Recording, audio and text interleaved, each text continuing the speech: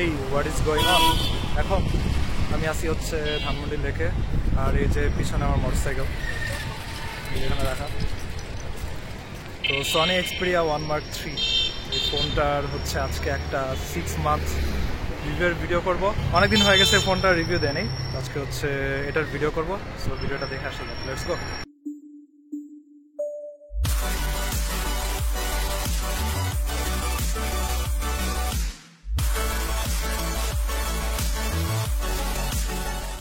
So এখন বাজে হচ্ছে দুপুর 12:48, পৌনে একটার মতো। আর মোটরসাইকেল স্টার্ট দিই। ওয়ার্ম আপ করার আসলে সুযোগ নাই, এই জন্য এইভাবেই বের হয়ে যাওয়া লাগবে। যাই হোক, একটু রোদের ভিতরে দাঁড়াই। নাইস, পারফেক্ট, শীতকালে রোদ পাইছি, এটাই অনেক। সো এই যে হচ্ছে আমার সনি এক্সপেরিয়া 1 Mark III, একদম আর কি পারফরমেন্স আর দেখতে যা same as new everything. Last যখন আমি এই ফোনটা নিয়ে ভিডিও করছিলাম তখন ছিল হচ্ছে জুলাইয়ের 14 তারিখ আর কি, প্রথম যে ভিডিওটা আমি করছিলাম। সো অ্যারাউন্ড 6 মান্থ হয়ে গেছে এই ফোনটা নিয়ে ইউজ করতেছি, এবং ভাবলাম যে একটা 6 মান্থ রিভিউ দেই যে কেমন পারফর্ম করতেছে, কোনো ইস্যু পাইছি নাকি, অথবা ফোনে আমি কি কাস্টমাইজেশন করছি।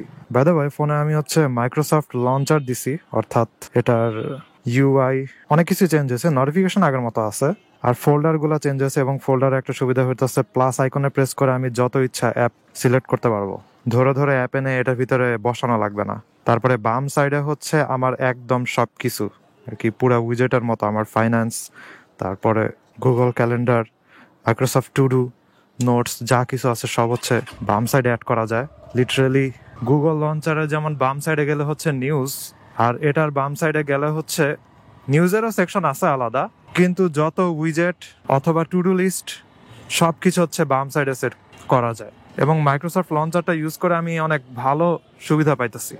যাই হোক, অনেকদিন পরে রোদের মধ্যে ভিডিও করতেছি এবং রোদ পেয়ে আজকে ভালোই লাগতেছে। যাব আমি গ্রিন রোডের দিকে, তাই মোস্টলি হচ্ছে ধানমন্ডি লেকের ভিতর দিয়ে রাইড করে যাব। আর ফোনটা 6 মান্থের মতো হয়ে গেল ইউজ করতেছি, এবং তার মধ্যে আমি আরো 2টা ভিডিও আপলোড করছি। তার ভিতরে একটা ছিল হচ্ছে 1 মান্থ ইউজ করার পরে কেমন চলতেছে, আরেকটা ছিল হচ্ছে এটার ফটোগ্রাফি প্রো ক্যামেরা অ্যাপটা হচ্ছে কিভাবে ইউজ করা যায়, এটা নিয়ে ছোট্ট একটা টিউটোরিয়াল। যদিও ছোট টিউটোরিয়াল করতে গিয়ে 20 মিনিটের উপরে হয়ে গেছে, তারপরও দেখা যায় যে অনেক কিছু আমি বলতে পারি নাই। ফোনটা যখন কিনছিলাম তখন বলা যায় জুলাই আন্দোলন চলতেছিল, এবং তার মাঝখানে লং টাইম দেখা যায় যে বাসা থেকে বের হওয়া অথবা কোথাও গিয়ে ছবি টবি তোলা, ভিডিও করা, ওগুলোর কোনো সুযোগই হয় নাই। তারপরে যখন সুযোগ হয়েছে তখন একটা ভিডিও করলাম যে 1 মাস পরে কেমন চলতেছে। তারপরে আমার ভাই ভাবির ইউএসএ যাওয়া নিয়ে হচ্ছে অনেক বিজি হয়ে গেছিলাম, তারা যাওয়ার পরে ফাইনালি হচ্ছে আরেকটা করার সুযোগ পাইতেছি, মাঝখানে ফটোগ্রাফি এর ভিডিওটা করলাম। আর এখনো যে আমি ফ্রি আছি তা না, সারাদিনই আমার বিজি থাকা লাগে। সকালে বের হই, রাতে বাসায় যাই, তার উপরে এখন আবার আমরা বাসা চেঞ্জ করব, কারণ যেহেতু ফ্যামিলি মেম্বার্স কমে গেছে তাই বিশাল বড় বাসার কোনো দরকার নাই, ওগুলো নিয়েও ঝামেলাতে আসি।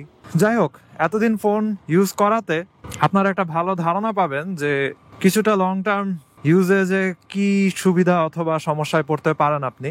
আগে আমি বলে নেই, এই ফোনটা হচ্ছে রিফারবিশড। যখন আমি কিনতে নিছি তখন তারাই বলে দিছে যে এগুলো হচ্ছে রিফারবিশড, একদম ব্র্যান্ড নিউ অরিজিনাল ফোন।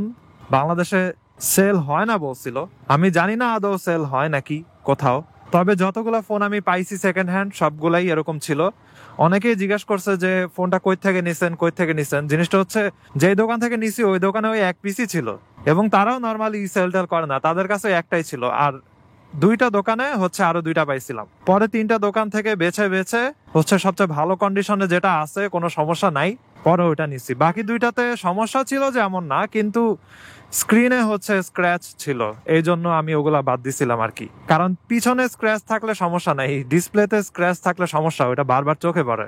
যাই হোক, এই 6 মাস ব্যবহারে আমি বলবো এটার পারফরমেন্স, এটার স্মুথনেস যা ছিল একদম তাই। কেনার সময় একদম যা ছিল এখনো একদম সেম অবস্থাতে আছে, কোনো সমস্যা আমি এখনো পাই নাই। 120 হার্টজে যে চালাইতেছি, স্মুথনেস একদম 120 হার্টজই আছে, এফপিএস ও কোনো ড্রপ করে না এবং কখনো ল্যাগ করে নাই। তবে তার ডিফল্ট লঞ্চারে হচ্ছে কিছু বাগ আছে, আপডেটটা দেওয়ার পরে কিছু বাগ ফিক্স হয়েছে, কিছু রয়ে গেছে। যেমন মনে করেন আপনি কোনো ওয়ালপেপার দিলেও মাঝে মধ্যে ফোন আনলক করার পরে দেখবেন বাই ডিফল্ট যে ওয়ালপেপারটা ওইটা চলে আসছে, আপনার আগের ওয়ালপেপার চলে গেছে। তো এই জিনিসটা আমার খুবই প্যারা দিত। সো মাইক্রোসফট লঞ্চার ইউজ করার পরে এখন আর সমস্যা নেই। কারণটা হচ্ছে মাইক্রোসফট লঞ্চারে বিং ওয়ালপেপার ইউজ করা হয়, এবং বিং ওয়ালপেপারের কারণে আমি ডেইলি একটা করে নতুন ওয়ালপেপার পাইতেছি ফ্রিতে, কোনো ধরনের অ্যাড ছাড়া। তো জিনিসটা খুবই ভালো না?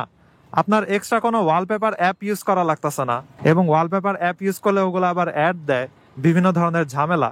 সো এগুলো থেকে মুক্ত হয়ে আপনি এখন বিং ওয়ালপেপার ইউজ করতে পারতেছেন। তো এই একটা সমস্যা থেকে আমি বাঁচছি। আর অনেকের মনে একটা কোশ্চেন আসবে যে ব্যাটারি কতক্ষণ লাস্ট করে। তো এটার ব্যাপারে আমি বলবো, এই ফোনটা আসলে সারাদিন হেভি ইউজ করার মতো না। এই ফোনটার ব্যাটারি আসলে অনেক ভালোই ড্রপ করে, যেহেতু আপনি 120 হার্টজ ডিসপ্লে, তা আবার 4K তে ইউজ করতেছেন। এই জন্যই দেখবেন এই ফোনের পরের যে ভার্সনগুলো আসছে ওগুলাতে আবার 4K থেকে ডাউনগ্রেড করা হয়েছে। 120 হার্টজ রাখা হয়েছে ঠিক আছে, কিন্তু 4K টা রাখা হয় নাই। আপনি 4K টা মিস করবেন, কিন্তু আপনার ব্যাটারি পারফরমেন্স ইমপ্রুভ হবে আর কি।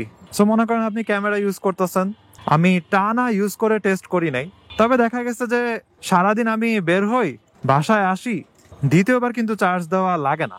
যদিও আমি সারাদিন যে ফোন ইউজ করি এমন না, কিন্তু হালকা পাতলা যাই ইউজ করি, মাঝখানে মাঝখানে ফোন টিপি, ইউটিউব দেখি, ফেসবুক স্ক্রলিং করি, যাই করি, সারাদিনে 2বার চার্জ দেওয়া লাগে না। এই যে এখন আমি 60%-এর মতো চার্জ নিয়ে বের হয়েছে, আমি বাসা যাবো রাত 10টার দিকে, কিন্তু আমার ওইটা নিয়ে চিন্তা নেই, কারণ আমার তারপরও চার্জ বাকি থাকবে। কিন্তু এরকম করা উচিত না, কারণ বাসায় যাওয়ার সময় দেখা যাবে যে 20% অথবা 30% এরকমে নামছে। আর 20% অথবা তার অ্যারাউন্ড চার্জে নেওয়াটা ব্যাটারির জন্য ভালো হয় না, ব্যাটারির লাইফ স্প্যান আস্তে আস্তে কমতে থাকে। ও আচ্ছা, এটাতে তো ব্যাটারির লাইফ স্প্যান দেখা যায়, তাহলে আমি দেখা দিব ব্যাটারি কত পার্সেন্টেজে আছে। দাঁড়ান, জ্যামটার থেকে বের হয়ে নেই। এবং ক্যামেরা পারফরমেন্স এভরিথিং সবকিছু একদম ঠিক মতো আছে। এবং ফোনটাতে আমি প্রচুর উইজেটস ইউজ করি, ব্যাকগ্রাউন্ডস অ্যাপস চলে অনেকগুলা, তারপরও আমার কখনো ল্যাগ দেখতে হয় নাই, কখনোই আটকায় নেই ফোনটা। স্ন্যাপড্রাগন 888 প্রসেসরের অনেক সুবিধা ভোগ করতেছি। যাই হোক, হাজি বিরিয়ানির এখানে হচ্ছে ইউটার্ন নিয়ে নিব। আচ্ছা, এখানে একটা জায়গাতে থেমে আপনাদেরকে ব্যাটারির পার্সেন্টেজটা দেখাই। তবে সবার আগে ফোনের ল্যাঙ্গুয়েজ চেঞ্জ করে নেওয়া লাগবে, কারণ আমার ফোনের ল্যাঙ্গুয়েজ হচ্ছে জার্মানে দেওয়া। একদম নিচে যাব, সিস্টেমে গিয়ে হচ্ছে স্প্রাকেনে গিয়ে ডয়েচ দেওয়া আছে উপরে, নিচে দেওয়া আছে ইংলিশটাকে উপরে নিয়ে নিলাম। এই যে পুরা ফোনের ল্যাঙ্গুয়েজ চেঞ্জ হয়ে গেল। এবং আমার আগের ফোনের ল্যাঙ্গুয়েজ চেঞ্জ করতে নিলে পুরা ফোন হ্যাং খায় যেত, এখানে কিছুই না, সাথে সাথে সব ল্যাঙ্গুয়েজ চেঞ্জ হয়ে গেছে। যাই হোক, এইবার ব্যাটারি পার্সেন্টেজটা দেখি, ওইটা কই জানি দেখা যায়, মেবি অ্যাবাউট ফোন। এই যে battery life, enough capacity 80% or more of its original capacity. Okay, 80% আছে। যখন আমি কিনছিলাম তখন কত ছিল, আরে ভুলে গেছি আমি, মেবি 90 অথবা 85 ছিল, এখন 80% আছে 6 মান্থ পরে। তো আমার কাছে মনে হচ্ছে এটা অত খারাপ কোনো অবস্থায় নাই। যাই হোক, আমি আবার গন্তব্যস্থলের কাছাকাছি চলে আসছি। আমি জাস্ট ছোট্ট করে আপনাদেরকে এই ইনফরমেশনটাই দিতে চাইছিলাম যে 6 মাস পরে ফোনটার কি অবস্থা। আপনাদের কারো কোনো যদি কোশ্চেন থাকে তাহলে করতে পারেন।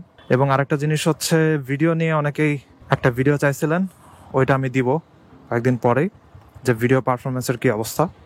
যাই হোক, আজকের ভিডিওটা এখানে শেষ করি। I hope you guys like this video, and if you're watching for the first time you can kindly subscribe. By the way, অনেকে কমেন্ট করছিলেন যে ছবিগুলো তুলছে এই ফোন দিয়ে, ওগুলো হচ্ছে গুগল ড্রাইভে আপলোড করে লিঙ্ক দিতে। তো আমি এটাই হচ্ছে আজকে কালকের মধ্যে দিয়ে দিব।